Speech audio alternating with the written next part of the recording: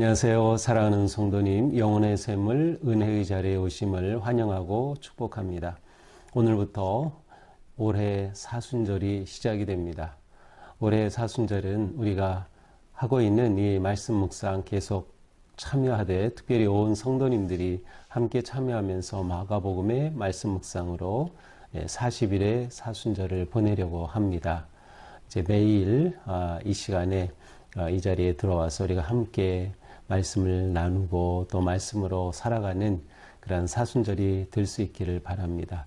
이 말씀 묵상 시작은 제가 이렇게 오늘 시작한 것처럼 여러분들을 환영하면서 제가 생명의 주님이, 은혜의 주님이 또 여러 가지 표현으로 우리와 함께 하십니다 하면 참여하시는 우리 성도님들은 어느 곳에서든 우리와 함께 하시는 주님을 찬양합니다. 이렇게 화답하면서 시작하게 됩니다. 그래서 오늘도 우리가 이렇게 시작할 거고요. 우리가 이렇게 시작한 말씀 묵상 40일간 우리가 열심히 함께 하면서 거룩한 삶의 습관으로 이렇게 자리 잡으면 좋을 것 같습니다. 오늘의 말씀을 묵상하면서 우리 다시 첫날, 사순절의 첫날을 시작하겠습니다. 사랑의 주님이 우리와 함께 하십니다. 우리와 함께 하시는 주님을 찬양합니다. 기도합시다. 사랑과 은혜의 주님, 감사합니다. 오늘로 또 이렇게 사순절을 시작하게 됩니다. 이 시간 성령님 우리와 함께해 주시고, 이번 사순절 기간 동안 우리가 마가복음의 말씀을 묵상하면서 주님의 그 십자가의 은혜의 길을 걷게 하여 주시옵소서. 이 시간 주님의 말씀을 읽고 묵상할 때 성령님 오셔서 밝혀 주옵소서. 눈을 열어 보게 하시고, 귀를 열어 듣게 하시고, 마음을 열어 깨닫게 하옵소서. 깨달은 말씀대로 살게 하옵소서. 오늘도 생명의 말씀으로 채워주셔서 사순절 은혜의 길을 승리하게 하여 주시옵소서. 예수 그리스도님의 이름으로 기도합니다. 아멘. 네, 오늘 말씀은 마가복음 3장 1절에서 19절입니다. 마가복음 3장 1절에서 19절. 예수께서 다시 회당에 들어가시니 한쪽 손 마른 사람이 거기 있는지라.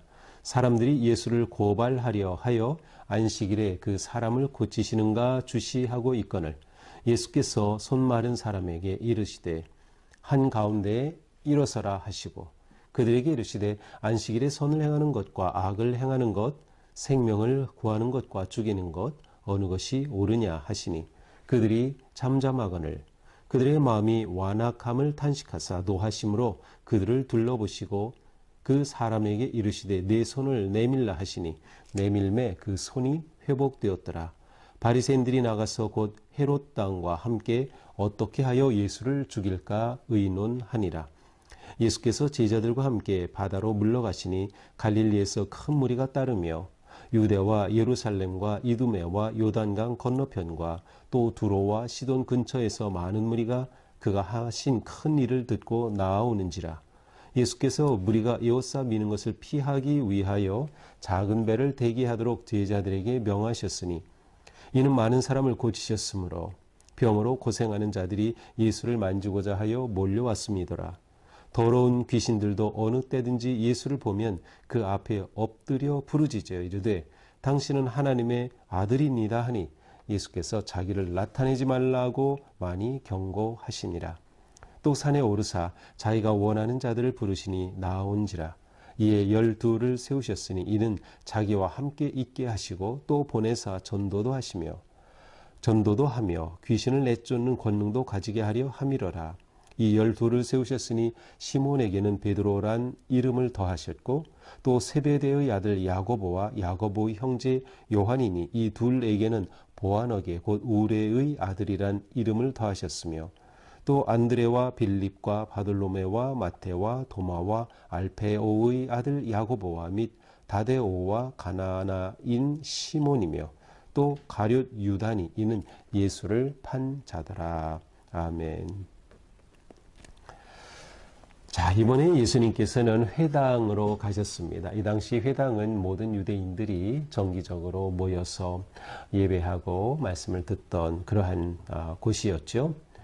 바로 이 회당에 예수님이 들어가십니다. 그런데 마침 한쪽 손이 마른 그러한 장애인이 그곳에 있는 겁니다. 그런데 바로 그곳에는 사람들, 여기서 말하는 사람들은 이제 예수님에 대해서 아주 비판적이고 어떻게든 꼬투리를 잡아서 예수님을 무너뜨리려고 한 그러한 자들이에요. 바로 그런 사람들이 예수를 고발하려고 예수님이 안식일에 무엇을 하나 보는 겁니다.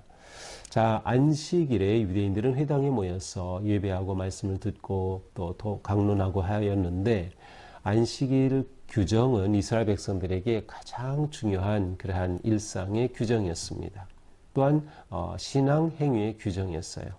안식일은 말 그대로 안식하는 날이기 때문에 하나님을 예배하는 일, 그리고 규정된 것 이상의 어떤 일을 하면 안 되는 날이었죠. 근데 이들은 예수님이 이날 안식일에 무슨 일로 안식일을 범하는가 하는 것을 고발하려고 예수님을 주시하고 있습니다. 그런데 예수님께서 이 손 마른 사람에게 말씀하십니다. 한가운데 일어서라. 그리고서는 예수님께서 이 사람에게 하는 말이 아니라 그 주변에 있는 예수님을 주시하고 있는 사람들에게 말을 합니다. 안식일에 선을 행하는 것과 악을 행하는 것, 생명을 구하는 것과 죽이는 것, 어느 것이 옳으냐? 예수님은 이미 이들의 마음을 다 알고 계셨던 거예요. 예수님에게서 꼬투리를 잡으려고 하는 이들의 아주 그릇된 마음을 이미 알고 계셨어요. 그래서 그들에게 말씀하신 거죠. 안식일에 선을 행하는 게 옳으냐? 아니면 생명을 구하는 게 옳으냐? 죽이는 게 옳으냐? 라고 물으시는 거죠. 당연히 안식일에 선을 행하고 사람을 살리는 게 옳죠. 구약의 안식일 규정에도 예외 조항이 있었어요. 그 예외 조항은 사람이 죽게 되는 그러한 긴급한 상황이면 안식일법이 해당되지 않아요. 어떠한 일이라도 그를 살려내야 하는 것이었어요. 원래 안식일의 의미는 하나님께서 사람들에게 주신 쉼과 회복과 살리는 그러한 규정이기 때문에 예수님은 안식일의 중요한 의미에 관해 말씀하신 거죠.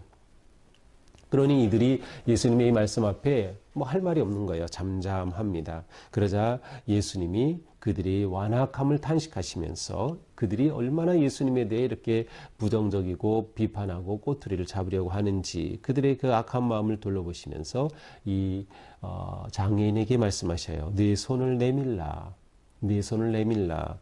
그러자 이 손을 내밀게 되고 치유가 되는 겁니다. 그러니까 이 장애인은 한쪽 손 마른 사람이었는데 이 손이 펴지고 제대로 움직이고 활동하게 된 것이죠. 놀라운 치유의 역사가 일어난 것입니다. 그 손이 곧 회복되죠. 자, 이렇게 되자 바리새인들이 나가서 헤롯 왕과 함께 어떻게 예수를 죽일까 의논하니라. 자, 이렇게 예수님의 한 행위에 대해서 그들이 꼬투리 잡을 게 하나도 없었어요.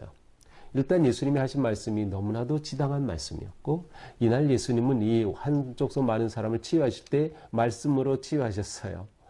손을 내밀라. 예수님이 어떠한 일을 하신 게 아니었어요.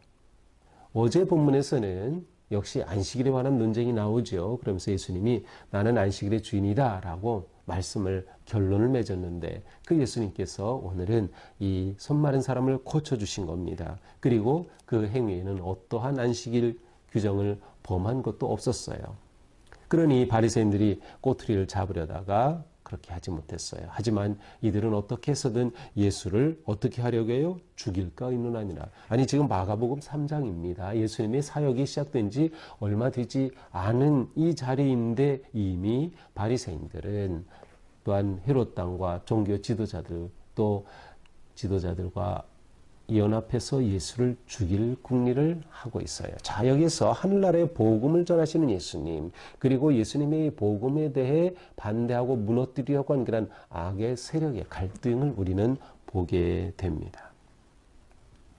그 다음에 나오는 이야기는 많은 무리가 예수님을 따른 이야기예요. 그래서 예수님이 사람들을 이렇게 치유하시니까 많은 사람들이 와서 자기도 낫기 위해 예수님을 만지려고 하고 하니까 사람들이 모여들고, 그러니까 너무나도 복잡해지죠. 사람들이 많이 모여들고, 예수님은 좀 물러가서 쉬려고 하셨던 것 같은데, 바다로 물러가셨는데 사람들은 그곳으로 왔어요.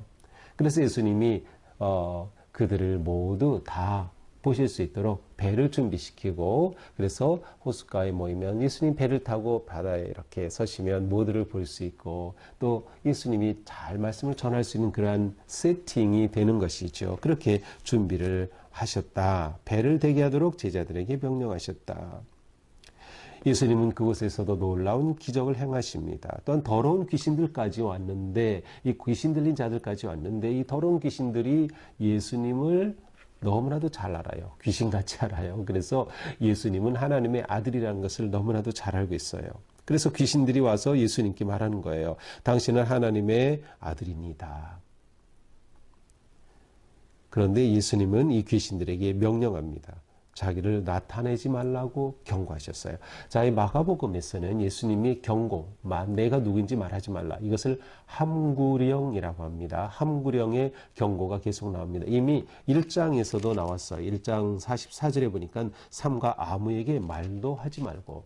자, 이 순간은 어느 때인가 하면 예수님이 누구이신가를 드러내는 때예요. 예수님이 치유를 통해서 하나님의 아들 되심을, 이 그리스도이심을 드러내는 것인데, 이것을 나타내지 말라고 하시는 겁니다. 좀 이상하죠?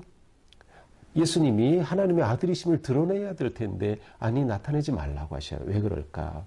그것은 예수님이, 진정한 예수님은 십자가에 달려 고난받으시고, 십자가의 대속의 제물이 되신 그 예수님, 바로 그렇게 구원하시려고 오신 예수님이시기 때문에 그 예수님의 진짜 본질적인 그 모습이 드러나기 전까지 이 귀신들은 예수님을 자꾸 드러내려고 해요. 하나님의 아들이다 하면서, 그렇게 되면 예수님에 대해 오해하게 되는 거예요. 예수님은 십자가를 지실 그런 분이신데, 그게 아니라 이렇게 큰 일만 행하는 그러한 분으로 오해하는, 예수님의 십자가의 본질을 오해하지 않도록 예수님 계속 경고하시면서 함구령을 내리시는 것을 볼 수 있어요. 자, 이제 13절부터 19절까지는 예수님께서 12제자를 택하신 내용입니다. 그래서 산에 오르셔서 예수님이 원하시는 자들 부르셨다. 그래서 12를 세우셨는데, 자기와 함께 있게 하시고 보내셔서 전도하게 하고 귀신을 내쫓는 권능도 갖게 하시기 위해 그들을 부르셨다. 그렇게 해서 12를 세우셨다라고 하면서 12명의 그 이름들이 쭉 나오고 있습니다. 그러면서 그들에게, 어떤 사람들에게는 새로운 이름도 주었어요. 새로운 이름을 줬다는 것은 정체성이 새로워지는 거죠. 새로운 존재가 되었다라고 하는 것이 있죠. 예수님도 우리에게 놀라운 이름을 다 주셨어요. 우리는 성도다, 그리스도인이다, 예수님의 제자다, 하나님의 자녀다라고 하는 그러한 우리 이름을 가지고 있는 것이죠. 이렇게 12제자가 쭉 소개되고 마지막에 가룟 유다까지 소개됩니다. 그런데 이는 예수를 판 자더라. 성경은 이렇게 예수님의 제자 가운데 가룟 유다의 배반에 대해서 감추지 않고 있습니다. 그대로 드러내면서 예수님의 제자들의 모습을 그대로 보여주고 있는 것이죠. 자, 이것이 오늘의 말씀이에요. 오늘 말씀에는 크게 세 가지가 담겨 있죠. 예수님이 안식일에 손이 마른 사람을 고쳐주신 것, 바닷가에, 여기서는 호수, 갈릴리호수를 말하죠. 많은 사람들이 밀려와 예수님 앞에 온 것, 거기서도 예수님은 치유하시고 귀신에게 함구령을 내리신 것, 그리고 세 번째로는 12제자를 세우신 이야기입니다. 자, 오늘 말씀을 우리가 봤는데요. 이 말씀의 의미를 좀 더 우리가 오늘 생각해 보면 좋을 것 같아요. 자, 먼저 손 마른 사람을 고치신 이 사건에서의 초점은 안식일의 문제입니다. 자, 안식일은 보통 이 예수님을 해코지하려고 하던 이들은 안식일을 율법적으로 이해하고 있어요. 안식일에 어떤 행동을 하는가, 일을 하는가. 그런데 예수님은 안식일의 진정한 의미를 드러내고 계셔요. 안식일의 핵심은 일을 하느냐 마느냐가 아니라 어떠한 존재가 되느냐의 문제입니다. 그래서 영어로는 doing이 아니라 being, 존재가 되느냐라고 하는 문제입니다. 존재는 무엇이 결정하는가? 관계가 결정합니다. 따라서 진정한 안식일은 내가 하나님과 바른 관계를 맺고 있느냐를 보여주는 겁니다. 하나님과 바른 관계일 때 거기에서부터 우리의 삶이 나오는 것이에요. 영적 삶은 관계의 삶이에요. 하나님과의 관계, 그리고 이웃과의 관계, 그리고 그 관계의 핵심은 사랑인 것이죠. 하나님과의 관계가 바로 맺어지면 전적으로 하나님을 의지하고 신뢰하기 때문에 모든 일을 멈출 수가 있어요. 안식이 가능한 거죠. 그 안식을 통해 하나님은 우리를 살리시는 겁니다. 생명을 주시는 거예요. 사람이 일만 계속 하는 게 아니에요. 쉼이 필요하고 회복이 필요하고 치유가 필요하죠. 그렇게 멈추면 어떻게 돼요? 하나님과의 관계가 더 친밀해지고 하나님을 보게 되는 거죠. 안식일의 초점은 바로 사랑의 관계를 이루어가는 것이었어요. 그러나 이것을 단순한 행위로 이해했던 바리새인들과 지도자들은 예수님을 트집 잡으려고 하는 것이죠. 안식일의 주인은 예수님이시고 곧 예수님이 안식일입니다. 따라서 예수님은 안식일에 살리십니다. 사람을 살리시고 회복하시고 치유하시는 거죠. 우리의 삶이 하나님의 은혜 안에서 안식의 삶이 된다는 것은 전적으로 하나님을 의지하고 또 의지하기에 하나님의 말씀에 따르고 순종하는 그러한 믿음의 삶을 사는 것이죠. 오늘 말씀에서 특히 우리는 제자들을 부르신 모습을 주목하게 됩니다. 예수님은 우리를 제자로 부르셨어요. 우리는 예수님의 제자입니다. 자, 예수님이 제자를 부르신 목적이 너무나도 놀랍습니다. 세 가지로 나오죠. 첫째는 자기와 함께 있게 하시려고. 예수님 곁에 머물게 하시려고 제자들을 부르셨다는 겁니다. 그렇습니다. 예수님은 제자들을 왜 세우셨어요? 예수님과 친밀한 관계 안에 머물도록. 예수님 곁에 머물도록.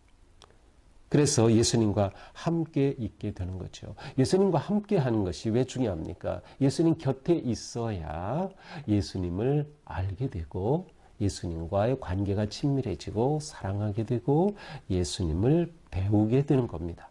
예수님을 알고 닮아가게 되는 거예요. 영적 성장과 변화가 일어나는 것이죠. 그 예수님을 따라가게 되는 것이에요. 또한 곁에 있어야 예수님의 쓰임을 받습니다. 곁에 있어야 가르침을 받고 관계가 깊어지고 쓰임을 받는 거예요. 곁에 없는데 어떻게 쓰임을 받습니까? 예수님 곁에 머무는 것은 너무나도 중요한 것이에요. 또한 곁에 머물 때 예수님의 은혜와 능력을 힘입는 그러한 삶을 살게 되는 거죠. 그러니까 예수님과 함께함이 우리 신앙생활에 아주 중요한 것임을 알 수 있어요. 제자의 성숙함, 신앙의 성숙은 예수님과의 거리가 결정합니다. 우리는 예수님과 아주 가까워야 돼요. 예수님 곁에 있어야 돼요. 그 거리가, 그 관계가 우리의 신앙의 모습을 결정하기 때문이죠. 두 번째로는 뭐예요? 보내사 전도도 하시며, 전도가 제자를 부르신 목적이에요. 우리 교회의 사명을 이루기에 우리는 전도라고는 중요한 사역을 하고 있죠. 전도는 결코 우리가 무시할 것이 아니에요. 우리 모두에게 주신 예수님을 따르면 누구나 마땅히 해야 할 사명이 바로 전도자의 삶이다. 그런데 전도를 하기 위해서는 먼저 예수님과 가까워야 하는 거죠. 예수님 곁에 있어야 하는 것입니다. 또 세 번째로는 귀신을 내쫓는 권능도 가지게 하십니다. 이것은 하나님의 나라를 방해하는 모든 악의 세력을 대적하는 것입니다. 우리의 믿음의 삶은 세우는 것과 지키는 것이 포함이 돼요. 지키는 것은 악의 공격으로부터, 미혹으로부터, 세력으로부터 우리의 믿음을 지켜고 우리의 삶을 지켜가는 것이죠. 제자는 넉넉히 이길 능력을 주님께서 주셨다. 그래서 우리는 이것을 사용하나 하는 거죠. 이것을 가리켜 성령 충만한 삶이라고 할 수 있는 겁니다. 전적으로 하나님을 의지하고 주님의 능력으로 모든 악의 세력을 물리치며 나아가는 것이죠. 이렇게 될 때 우리의 삶은 진정 주님을 닮은 거룩한 제자의 삶이 될 것입니다.